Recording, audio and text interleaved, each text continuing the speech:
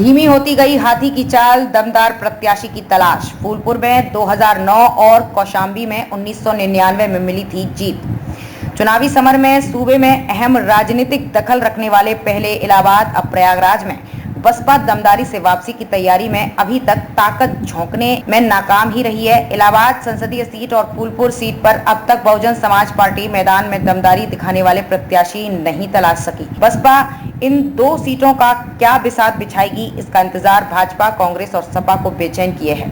यूं तो बसपा खेमे में कई नाम तैर रहे हैं, लेकिन अब तक बसपा सुप्रीमो ने किसी नाम पर मोहर नहीं लगाई है। इसे लेकर बसपा समर्थक तो इंतजार कर ही रहे हैं, साथ ही अन्य दलों के उम्मीदवार भी बेचैन हैं कि कहीं ऐसा गणित ना बिगड़ जाए जिससे उनके वोट बैंक में सेंध लग जाए। बसपा का पत्ते ना खोलना सबकी परेशानी का सबब बना है। 1988 से बसपा उतरी, तीसरे नंबर की लड़ाई लड़ती रही। बसपा के राजनीतिक इतिहास की बात करें तो प्रयागराज, प्रतापगढ़ और कौशाम्बी की संसदीय सीटों में से 2 बार बसपा अभी तक अपना खाता नहीं खोल सकी है। चुनाव दर चुनाव बसपा के वोट प्रतिशत में उतार चढ़ाव देखने को मिलता रहा। इलाहाबाद संसदीय सीट पर पार्टी के सिंबल पर पहला चुनाव 1988 में लड़ा गया। ये उपचुनाव था जो अमिताभ बच्चन के इस्तीफे देने के बाद हुआ था।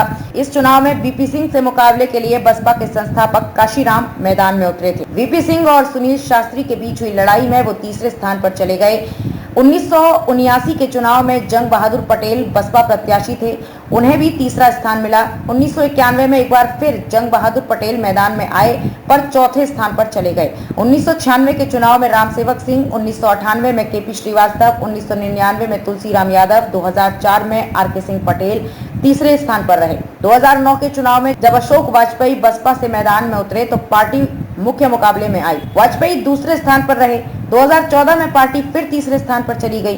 फूलपुर से 2009 में कपिल मुनि करवरिया ने खोला था खाता। फूलपुर संसदीय सीट पर बसपा के टिकट पर 1979 में बनी बेनी माधव बिंद प्रत्याशी उतारे गए, वो तीसरे स्थान पर रहे। 1991 के चुनाव में बिंद फिर बसपा से लड़े और एक बार अपना प्रदर्शन सुधार कर वो दूसरे स्थान पर रहे।